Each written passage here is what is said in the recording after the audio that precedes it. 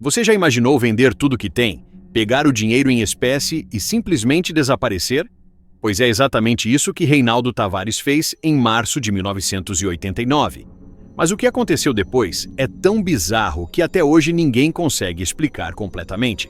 Essa é a história de Reinaldo Tavares da Silva, 52 anos, pecuarista. E eu te garanto que você nunca ouviu nada parecido com isso. Mas antes de começar, se você é novo aqui, seja muito bem-vindo. E se você gosta desse tipo de conteúdo, deixa um like no vídeo, porque isso realmente ajuda o canal a crescer. E se inscreve também, porque toda semana eu trago histórias que você não vai encontrar em nenhum outro lugar. Reinaldo morava em Barra do Garças, Mato Grosso, uma cidade com cerca de 45 mil habitantes na época. Em 1989, a região era conhecida pela pecuária extensiva e pelo garimpo de ouro. Ele trabalhava como pecuarista e era dono da fazenda Santa Helena, uma propriedade de 200 hectares localizada a 87 quilômetros da cidade. Morava sozinho na sede da fazenda desde que sua esposa, Marta, havia falecido em 1985. Os 3 filhos já eram adultos e moravam em outras cidades. Todo mundo que conhecia Reinaldo dizia que ele era um homem reservado, de poucas palavras, mas extremamente trabalhador. Acordava todos os dias às 5 da manhã. Tomava café preto sem açúcar. Percorria a fazenda a cavalo acompanhado apenas do seu cachorro, um vira-lata chamado Trovão. Era uma vida completamente normal para os padrões da região. Nada indicava que em poucos meses aquele homem estaria no centro de um dos maiores mistérios do Mato Grosso. Mas nos dias anteriores a 12 de março de 1989, alguns detalhes pequenos começaram a aparecer. Detalhes que só fazem sentido agora, olhando em retrospecto. O capataz da fazenda, José Carlos Mendes, notou que Reinaldo tinha começado a fazer ligações telefônicas longas do orelhão da cidade. Isso era estranho porque Reinaldo raramente usava telefone. No dia 8 de março de 1989, Reinaldo fez algo que ninguém esperava. Era uma quarta-feira, por volta das 10 da manhã, e o céu estava completamente azul. Tudo parecia absolutamente normal. Mas aí, Reinaldo entrou na agência do Banco do Brasil em Barra do Garças e anunciou que queria vender toda a fazenda. Não parte dela, toda. Agora, nesse momento, o gerente, Antônio Ribeiro, não achou nada demais. Pessoas vendiam propriedades o tempo todo. Mas esse detalhe, esse pequeno detalhe aparentemente insignificante, era o primeiro sinal de que algo estava completamente errado. Porque Reinaldo não só queria vender a fazenda, ele queria vender rápido, muito rápido. Em menos de 4 dias, Reinaldo conseguiu fechar negócio com um empresário de Goiânia chamado Nelson Ferreira. O valor foi 9.200.000 cruzados novos, o equivalente hoje a aproximadamente 9 milhões de reais. E tem um detalhe importante aqui. Reinaldo exigiu que o pagamento fosse feito inteiramente em dinheiro vivo. Nelson achou a exigência estranha, mas aceitou. No dia 12 de março, uma sexta-feira, às 14h30, os dois se encontraram novamente no Banco do Brasil. Nelson chegou com 2 malas pretas, grandes, pesadas. Reinaldo assinou todos os documentos da transferência, não demonstrou emoção nenhuma, pegou as malas, saiu do banco. E é aqui que a situação começa a ficar realmente estranha. Reinaldo colocou as malas no porta-malas do seu Ford Del Rey azul, placa JKL 3847. Eram exatamente 15h05. 3 pessoas viram: o segurança do banco, Valdir Santos, a secretária Conceição Lima e um cliente que estava saindo, Rogério Pinheiro. Os 3 confirmaram depois. Reinaldo estava sozinho, parecia calmo. Entrou no carro, ligou o motor e foi embora. Ninguém sabia para onde ele estava indo, nem os filhos, nem o capataz, ninguém. Mas o que Reinaldo não sabia era que alguém estava observando tudo. Um homem chamado Dirceu Alves estava parado do outro lado da rua. Dirceu era conhecido na região. Tinha antecedentes, pequenos furtos, nada violento. Mas ele viu as malas, viu Reinaldo sair do banco e decidiu seguir o Del Rey azul. Agora, aqui você precisa entender o cenário. Estamos em 1989. Não tem câmera de segurança em todo canto. Não tem rastreamento por satélite. Não tem celular. Quando alguém sai de uma cidade do interior do Mato Grosso com milhões em dinheiro, essa pessoa simplesmente desaparece no horizonte de terra vermelha e cerrado. E é exatamente isso que aconteceu com Reinaldo.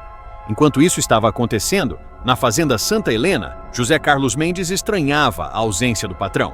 Reinaldo sempre avisava quando ia se ausentar, sempre. Mas naquele dia, nada. José Carlos tentou ligar para a casa de um dos filhos de Reinaldo, mas não conseguiu completar a ligação. Passou sexta-feira, passou sábado. Domingo de manhã, José Carlos decidiu ir até a cidade. Foi direto na casa de Paulo Tavares, o filho mais velho de Reinaldo. Paulo morava em Barra do Garças. Quando José Carlos contou que fazia 3 dias que não via o pai, Paulo gelou. Paulo foi até a delegacia no mesmo dia, 14 de março, às 11h20. O delegado Mário Augusto Pereira registrou o desaparecimento. Mas aqui tem um problema. Paulo não sabia da venda da fazenda, não sabia do dinheiro, não sabia de nada. Então, para ele e para a polícia naquele momento, era apenas um caso de pessoa desaparecida. Um fazendeiro de 52 anos que não voltou para casa. A primeira busca começou no dia 15 de março.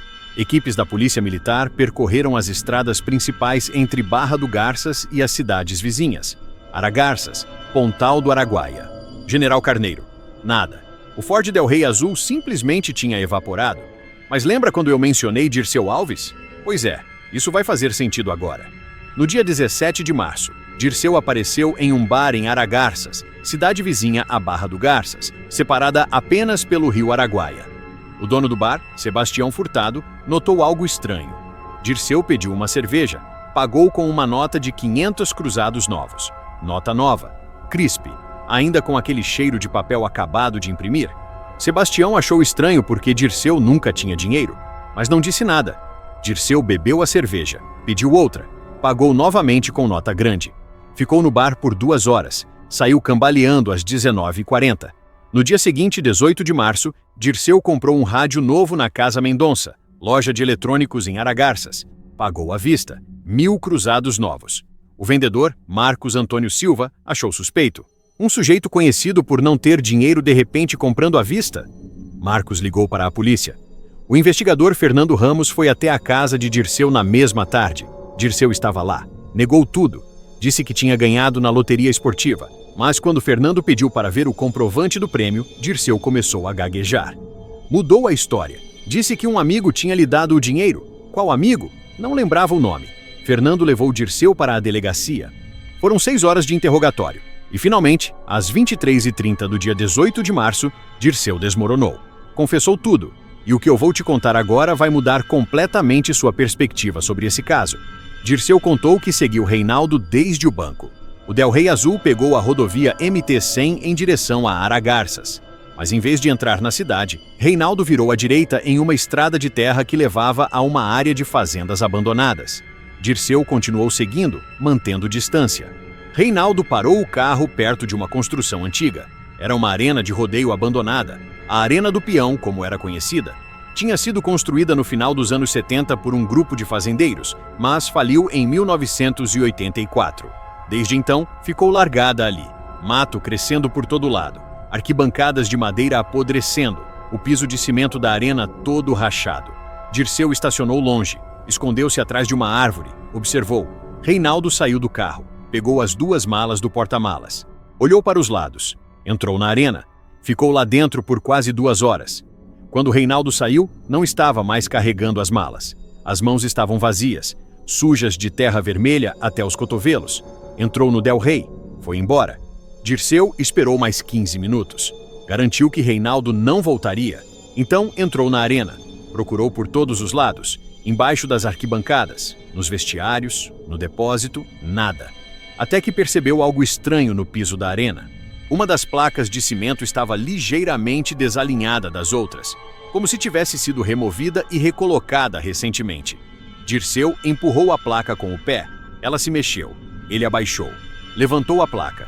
Embaixo tinha um buraco, e dentro do buraco, as 2 malas pretas. Dirceu pegou as malas. Abriu ali mesmo. Viu o dinheiro, pilhas e pilhas de notas. Fechou as malas rapidamente. Olhou em volta. Ninguém.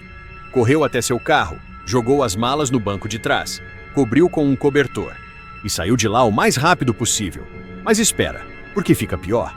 Quando os investigadores foram até a Arena do Peão no dia 19 de março, guiados pelas indicações de Dirceu, encontraram exatamente o que ele havia descrito. O piso com a placa desalinhada, o buraco embaixo, mas tinha algo mais. Dentro do buraco, além do espaço vazio onde as malas estavam, havia um caderno. Um caderno escolar comum, daqueles de capa dura azul. E dentro desse caderno havia anotações. Anotações feitas pela letra de Reinaldo. Os filhos confirmaram depois pela caligrafia. O que estava escrito naquele caderno era perturbador. Eram instruções detalhadas de como chegar até aquele local, descrição exata da arena, explicação de qual placa de cimento remover. E no final, uma data, 12 de abril de 1990, dali a 1 ano e 1 mês. Embaixo da data, uma frase. Se você está lendo isso antes dessa data, não abra, espere. Mas Dirceu não esperou. Dirceu pegou o dinheiro 6 dias depois de Reinaldo ter escondido. Agora, você precisa entender uma coisa. Por que Reinaldo esconderia 9 milhões de cruzados novos embaixo de uma arena abandonada com instruções para recuperar daqui a 1 ano? Isso não faz o menor sentido, a não ser que Reinaldo estivesse planejando desaparecer. E é nesse momento que a investigação toma um rumo completamente diferente. Quando a polícia militar começou a procurar Reinaldo nas estradas, ninguém imaginou que ele poderia simplesmente ter ido para outro país. Mas agora, com a descoberta do caderno e as instruções, essa possibilidade começou a fazer sentido. O investigador Fernando Ramos pediu ajuda da Polícia Federal. No dia 21 de março, agentes federais começaram a investigar movimentações em aeroportos e rodoviárias. E aí descobriram algo crucial. No dia 12 de março de 1989, mesma data em que Reinaldo pegou o dinheiro no banco, um homem usando o nome Rodrigo Tavares comprou uma passagem de ônibus de Goiânia para Campo Grande. A viagem era no dia seguinte, 13 de março, saindo às 22h30. A atendente da rodoviária de Goiânia, Sandra Mello, foi chamada para identificar uma foto. Era Reinaldo. Ela confirmou. Aquele era o homem que comprou a passagem. Ela lembrava porque ele pagou em dinheiro, notas pequenas, e porque ele estava nervoso. Suando muito embora o dia não estivesse quente. Então aqui está a linha do tempo. Reinaldo pega o dinheiro em Barra do Garças às 15h05 do dia 12. Dirige até a Arena do Peão, enterra as malas, volta para a estrada, dirige 420 quilômetros até Goiânia. Chega lá por volta das 20 horas. Compra a passagem. Dorme em algum hotel ou no próprio carro. No dia seguinte pega o ônibus para Campo Grande. Mas por que Campo Grande? E por que ele não levou o dinheiro consigo? A teoria que os investigadores desenvolveram na época era a seguinte. Reinaldo estava fugindo de algo ou alguém. Ele precisava desaparecer rápido, mas não podia viajar com 9 milhões em espécie porque seria muito arriscado. Se fosse parado em uma blitz, se fosse assaltado, se alguém desconfiasse, ele perderia tudo. Então ele criou um plano, esconder o dinheiro em um lugar que só ele conhecia, viajar leve, estabelecer-se em outro país, provavelmente a Bolívia, que faz fronteira com Mato Grosso do Sul. E depois de 1 ano, quando a situação esfriasse, voltar, pegar o dinheiro e viver o resto da vida com uma nova identidade. Mas esse plano tinha uma falha fatal. Dirceu Alves. Quando Dirceu pegou o dinheiro, ele não só roubou os 9 milhões, ele destruiu qualquer chance de Reinaldo voltar. Porque se Reinaldo voltasse em abril de 1990 e descobrisse o buraco vazio, o que ele poderia fazer? Ir na polícia? Como ele explicaria aquele dinheiro enterrado? Por que ele tinha fugido? E tem também outro problema com essa teoria. As investigações em Campo Grande e na fronteira com a Bolívia não encontraram nenhum registro de Reinaldo cruzando para outro país. Nenhuma testemunha, nenhuma movimentação, nada. Por isso, muitas pessoas acreditam em uma explicação diferente. Essa segunda teoria sugere que Reinaldo nunca chegou a Campo Grande, que algo aconteceu no caminho. E essa linha de raciocínio ganhou força porque, 3 meses depois do desaparecimento, em junho de 1989, um motorista de caminhão encontrou um corpo em decomposição às margens da rodovia BR-374, entre Rondonópolis e Campo Grande. O corpo estava em estado avançado de decomposição. Documentos não foram encontrados, mas a descrição física batia. Homem entre 50 e 60 anos. Cerca de 1,75 de altura. Cabelos grisalhos. Os familiares de Reinaldo foram chamados para tentar identificar através de roupas ou objetos, mas não foi possível uma confirmação definitiva, porque o corpo estava em condições muito ruins.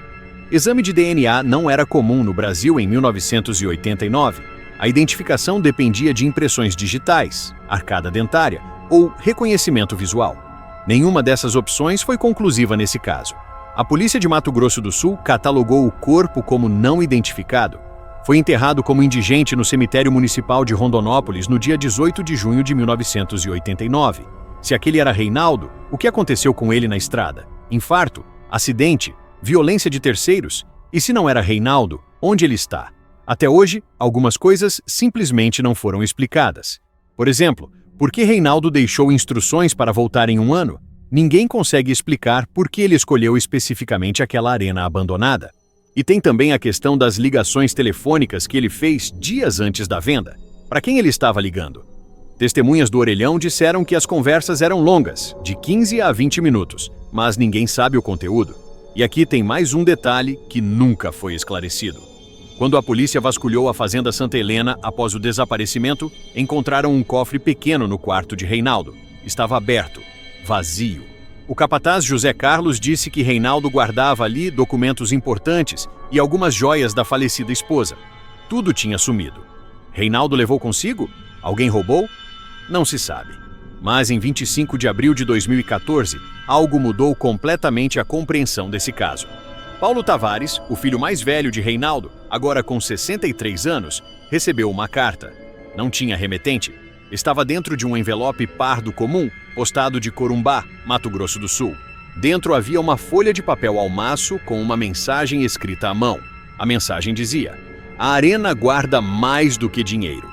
Olhe embaixo da segunda arquibancada, lado oeste." Paulo ficou chocado. 25 anos depois do desaparecimento do pai, alguém estava mandando uma pista? Quem? Por quê? Paulo ligou para a Polícia Civil de Mato Grosso. O caso foi reaberto. No dia 2 de maio de 2014, uma equipe de investigadores foi até a Arena do Peão. A arena ainda estava lá, mas completamente destruída. A Prefeitura de Aragarças tinha planos de demolir, mas por falta de verba, o lugar continuava abandonado. Os investigadores localizaram a segunda arquibancada do lado oeste, começaram a escavar e, em pouco tempo, encontraram algo enterrado cerca de 80 centímetros abaixo do solo. Era uma caixa de metal, trancada com cadeado, enferrujada pelos anos de umidade. Forçaram a abertura ali mesmo. Dentro havia documentos, muitos documentos. Escrituras falsas de propriedades, contratos fraudulentos, recibos de transações ilegais. E algo ainda mais perturbador? Fotos. Fotos de Reinaldo com homens que a polícia identificou depois como membros de uma rede de grilagem de terras que operava em Mato Grosso nos anos 80. Os documentos revelavam que Reinaldo não era apenas um pecuarista honesto, ele estava envolvido em um esquema complexo de falsificação de títulos de propriedade. A Fazenda Santa Helena, aquela de 200 hectares que ele vendeu por 9 milhões, tinha sido adquirida através de documentação fraudulenta em 1982. A terra não era dele, nunca tinha sido, e tinha mais. Alguns dos documentos eram cartas trocadas entre Reinaldo e um homem identificado apenas como C.A. Nas cartas havia ameaças. C.A. cobrava uma dívida grande. E na última carta, datada de 5 de março de 1989, apenas uma semana antes do desaparecimento, C.A. escreveu: "Se não pagar até dia 10, você sabe o que acontece." Agora tudo começava a fazer sentido. Reinaldo estava devendo dinheiro para pessoas perigosas, pessoas envolvidas em grilagem, falsificação, provavelmente ligadas a grupos violentos. Ele precisava de dinheiro rápido, vendeu a fazenda, pegou os 9 milhões, mas sabia que se tentasse fugir com todo aquele dinheiro seria interceptado. Os caras estavam vigiando, então ele bolou o plano da arena, escondia o dinheiro. Fingia que ia fugir para a Bolívia, deixava rastros falsos, e quando a situação esfriasse, voltava, pegava o dinheiro e sumia de verdade. Mas algo deu errado. Ou Reinaldo foi pego antes de chegar a Campo Grande, ou ele realmente teve algum problema de saúde na estrada, ou ele conseguiu desaparecer e está vivo em algum lugar até hoje usando outro nome. O que realmente aconteceu, pelo menos de acordo com a investigação mais recente de 2014, foi que Reinaldo Tavares da Silva estava fugindo de uma dívida com criminosos envolvidos em grilagem de terras. Essa conclusão se baseou nos documentos encontrados na caixa de metal, nas cartas de ameaça e no histórico fraudulento da aquisição da Fazenda Santa Helena. Em 14 de agosto de 2014, o Ministério Público de Mato Grosso concluiu oficialmente que Reinaldo desapareceu voluntariamente e provavelmente faleceu em circunstâncias não esclarecidas em algum ponto entre Goiânia e a fronteira com a Bolívia. Essa conclusão se baseou na ausência de qualquer registro de vida após março de 1989, no corpo encontrado em junho de 1989, que nunca foi definitivamente identificado, e no padrão de comportamento típico de pessoas fugindo de dívidas criminosas. Mas o que motivou tudo isso? Por que Reinaldo se envolveu com grileiros? Segundo documentos e testemunhos de pessoas que conheceram Reinaldo nos anos 80, ele estava em dificuldades financeiras desde a falta da esposa em 1985. A fazenda não rendia bem. A seca de 1986 e 1987 tinha dizimado parte do gado. Ele pegou empréstimos, não conseguiu pagar. Recorreu a CA e seu grupo. Eles ofereceram uma solução: usar documentos falsos para legalizar terras griladas e vender para terceiros desavisados. Reinaldo topou. Fez isso algumas vezes. Ganhou comissões. Mas na última operação, algo deu errado e ele acabou devendo uma quantia que não conseguia pagar. As consequências foram dramáticas. Nelson Ferreira, o empresário de Goiânia que comprou a fazenda, perdeu tudo. A justiça cancelou a venda em 1991, quando descobriram que os títulos eram falsos. Nelson entrou em depressão e teve que recomeçar a vida do zero. Os 3 filhos de Reinaldo ficaram sem nada. A suposta herança evaporou. Paulo Tavares passou anos tentando limpar o nome do pai, mas os documentos de 2014 tornaram isso impossível.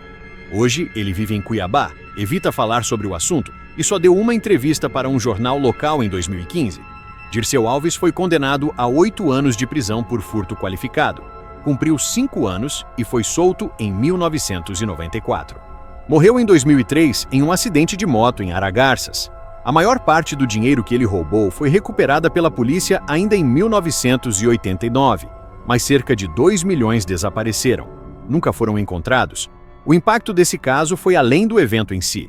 Em 1990, o governo de Mato Grosso criou uma força-tarefa específica para investigar grilagem de terras na região do Araguaia. Centenas de títulos fraudulentos foram identificados, dezenas de propriedades foram devolvidas ao Estado, e leis mais rígidas de fiscalização de documentação de imóveis rurais foram implementadas. Hoje, em 2025, a história de Reinaldo Tavares é lembrada em Barra do Garças como um exemplo de como ambição e desespero podem levar uma pessoa a tomar decisões fatais. O local onde tudo aconteceu mudou completamente. A Arena do Peão foi finalmente demolida em 2016. No lugar, a prefeitura construiu uma escola municipal. O terreno foi limpo. As arquibancadas apodrecidas foram removidas. O piso de cimento rachado foi quebrado. E junto com ele, foram destruídos os últimos vestígios físicos daquele dia de março de 1989, quando um homem desesperado enterrou uma fortuna e desapareceu.